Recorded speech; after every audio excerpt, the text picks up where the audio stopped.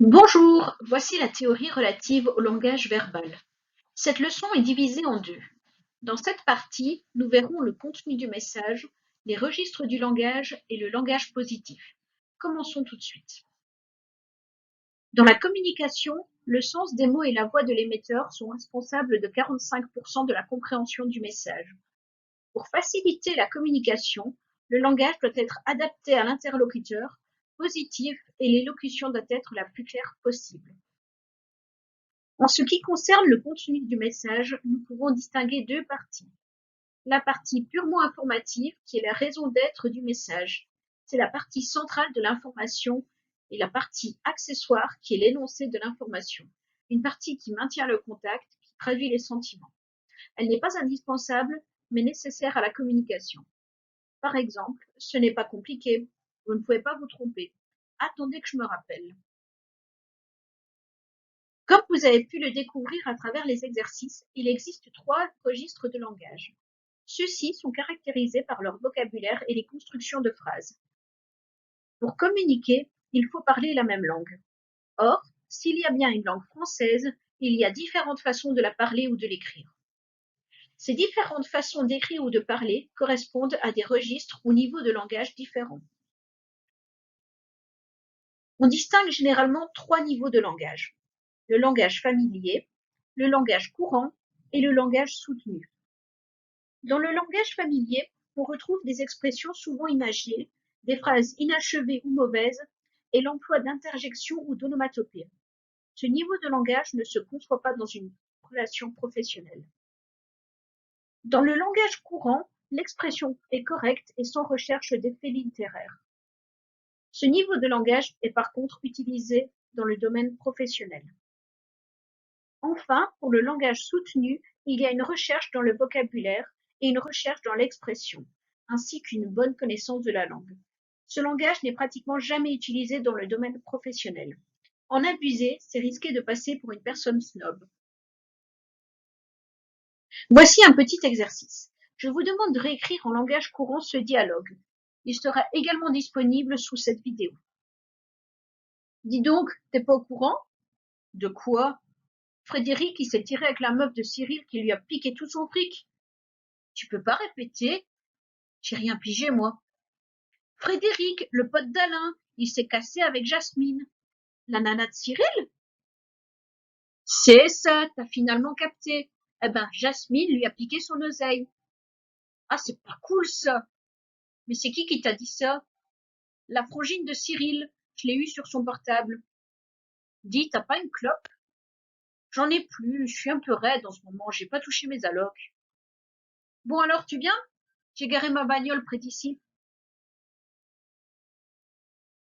Dans le cadre d'une relation professionnelle, accueil d'un client, entretien, etc., vous devez utiliser des mots faciles et compréhensibles, faire des phrases courtes, être le plus précis possible et utiliser le présent.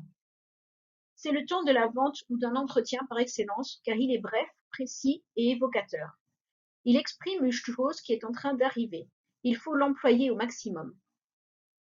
Il faut aussi créer un climat positif, c'est-à-dire être chaleureux et enthousiaste.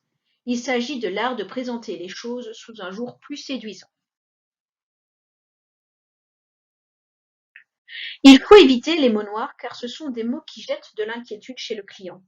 Par exemple, objection, réclamation, souci, panne, ennui, inconvénient, contrariété, risque, danger, regret, reproche.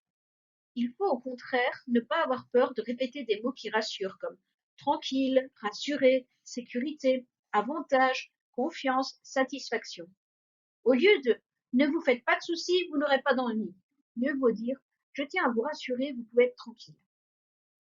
Il faut aussi éviter les mots négatifs du genre ne pas, pas du tout, non, pas d'accord, et les phrases du genre est-ce que vous n'auriez pas besoin d'eux qui attirent le nom du client. Les mots dubitatifs comme il me semble que, si, je crois que, peut-être, sans doute un peu, malgré tout, quand même. Les mots agressifs du genre personnellement, j'estime, croyez en mon expérience, je vais vous prouver que, car le moi est haïssable. Sans parler des je vous arrête, je vous coupe, Vous avez tort, c'est faux, c'est inexact, c'est impossible. Évitez aussi les mots vides comme bon, bien, beau, excellent, de qualité, parfait, supérieur. Les mots moucherons comme voyez-vous, automatiquement, n'est-ce pas? L'excès de périphrases du genre puis-je me permettre de vous poser une question qui suscite la méfiance du client en lui donnant l'impression de tourner autour du pot, et les mots trop techniques car ce sont les mots que le client ne peut pas comprendre.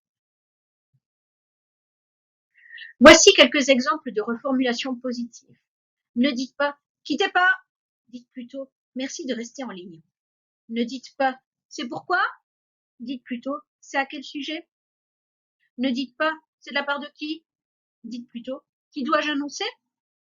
Ne dites pas il vous connaît, dites plutôt avez-vous déjà été en contact. Ne dites pas non plus vous pouvez toujours essayer de rappeler jeudi, dites plutôt je vous conseille de retéléphoner jeudi matin. Ne dites pas c'est vous qui avez déjà appelé 3 fois, dites plutôt je crois que nous avons déjà été en contact. Ne dites pas non plus il n'est jamais dans son bureau, dites plutôt Monsieur X est très difficile à joindre actuellement. Vous patientez ou vous rappelez, dites plutôt préférez-vous rester en ligne ou rappeler dans quelques instants.